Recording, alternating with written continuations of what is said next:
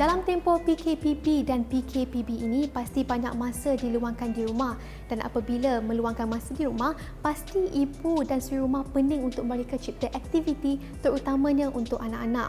Banyak perkara bermanfaat boleh dilakukan bersama, dan ini secara tidak langsung mengeratkan lagi hubungan antara si keluarga. Antara aktiviti yang boleh dilakukan ialah dengan memasak, membuat kuih, kek dan juga pelbagai jenis manisan. Kuih moden atau lama tetap ada penggemarnya. Kuih koci antara yang digemari ramai dan ada juga mengevolusi kuih orang lama ini. Saksikan resepi Nona minggu ini. Bersama Cikgu Garang Akademi, berkongsi kuih tradisional yang dimodenkan bersama cara pembuatan yang ringkas dan cepat. Resepi pertama, kuih koci pulut hitam. Antara bahan-bahan yang diperlukan adalah tepung pulut hitam dan tepung gandum.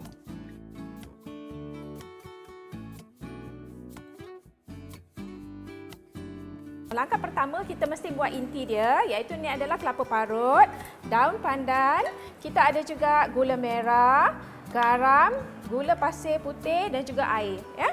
Okey, kemudian kita ada bahan untuk dough kuih koci itu sendiri, iaitu kita ada tepung pulut, sedikit tepung pulut hitam, tepung gandum dan juga air untuk kita bancuh dough tersebut.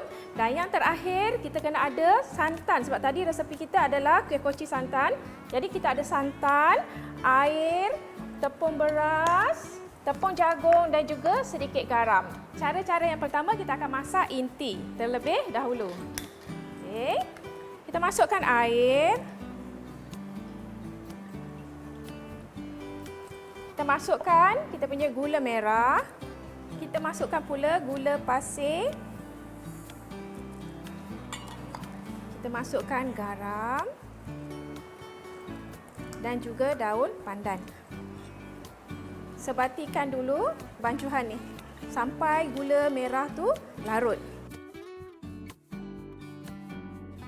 Jadi ni kita punya gula pun sudah larut. Apabila sudah larut, anda masukkan kelapa parut ni.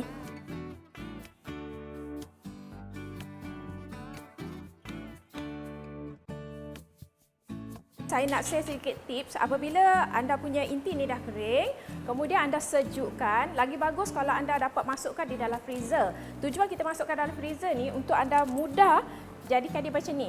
Sebab dia dah sejuk, dia melekat-lekat ya. Jadi anda mudah nak gentil-gentilkan dia. So selepas ni pembuatan kuih koci anda lebih lancar. So kita boleh mulakan dengan membacuh dia punya adunan.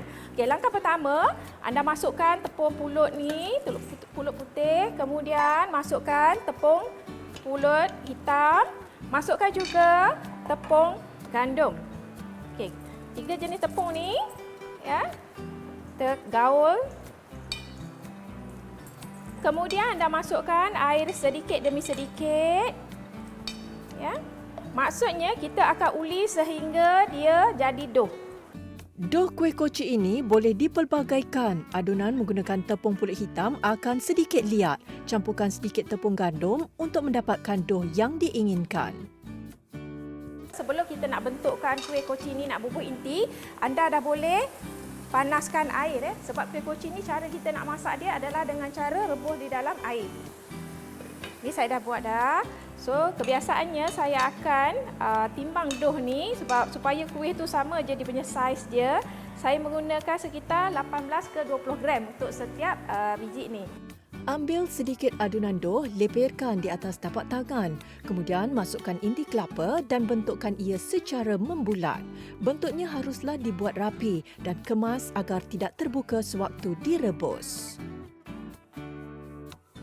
So apabila air ni sudah menggelegak, kita boleh masukkan berbola kuih koci kita ni ke dalam rebusan air ni. Okey, sementara kita tunggu kuih kita masak, anda dah boleh bancuh ataupun prepare dia punya santan dia, ya, sos dia ni. Okey, first kita akan masukkan santan. Anda masukkan air. Anda masukkan garam. Tepung jagung dan juga tepung beras. Terbancuh sebati. Kita akan mula masak dia sedikit pekat.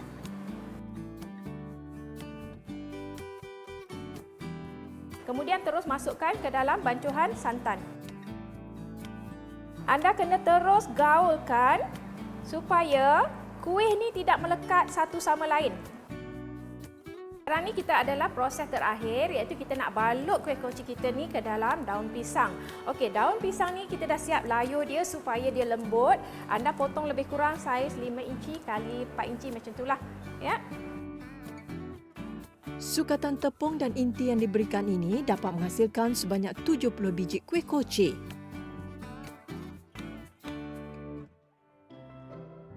Resepi kedua pula adalah kuih abuk-abuk. Bahan-bahannya adalah sagu kelapa parut, garam, gula melaka atau gula kabung, air, daun pisang dan pencukil gigi secukupnya. Sekarang kita nak buat kuih abuk-abuk. Okey, ni antara bahan kita adalah sagu, kelapa parut yang putih sahaja, ambil yang putih dia sahaja. Kita ada sedikit garam. Ini adalah gula nisel ataupun gula kabung yang di luar dia tu ada macam tika tu. Air untuk kita nak rendam kita punya sagu ni sebentar nanti. Daun pisang yang kita dah layur, kita dah potong macam ni. Langkah pertama, anda mesti rendam sagu ni anda dah timbang. Macam ni saya dah timbang 250 gram. Ya, anda just masukkan air ni. Kita akan rendam sagu kita ni sekitar 10 minit. Itu sahaja. Okey, kita akan toast sagu yang kita dah rendam ni, ya, buang dia punya air dia. Kita akan toast dia. Masukkan garam ke dalam kelapa kita ni.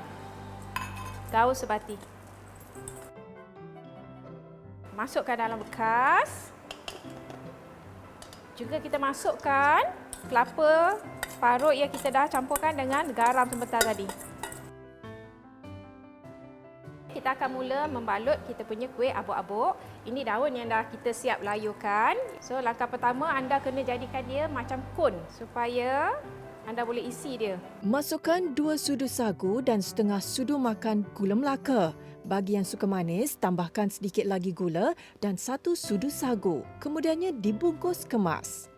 Kukus kuih abuk-abuk ini selama 20 minit. Okey, ni kuih abuk-abuk kita yang dah siap kita kukus, dah masak sempurna. Okey, selamat mencuba. Keenakan rasa asli sagu bersama gula melaka dan kuih koci pulut hitam ini sentiasa menjadi pilihan seisi keluarga selain aroma daun pisang yang membangkitkan selera. Selamat mencuba.